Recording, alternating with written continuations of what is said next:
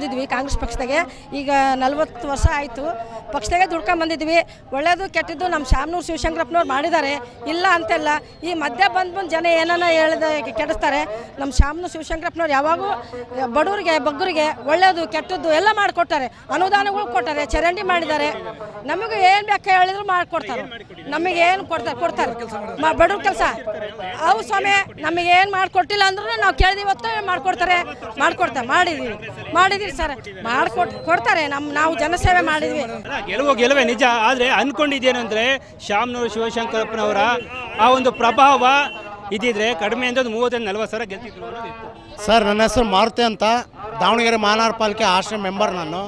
ಸಮರ್ಥ ಅವ್ರ ಗೆಲುವು ಭಾಳ ಸಾಧನೆ ಮಾಡ್ದಂಗೆ ಇವತ್ತು. ಹೆಂಗಂದರೆ ಅಲ್ಪಸಂಖ್ಯಾತರು ವೋಟಿಂಗ್ ಆಗಲ್ಲ ಅಂತಂದರು, ಆದರೂ ಅಲ್ಪಸಂಖ್ಯಾತರು ಕೈ ಹಿಡಿದಿದ್ದಾರೆ ದಾವಣಗೆರೆಯಲ್ಲಿ ನಡೆದಿರೋಂಥ ಅವರ ತಂದೆ ಆಗಲಿ ತಾಯಿ ಆಗಲಿ ಅವರ ಹಾದಿಯಲ್ಲಿ ನಡೆದಿರುವಂಥ ಸಮರ್ಥ ಅವರು ವಿದ್ಯಾವಂತರವರು.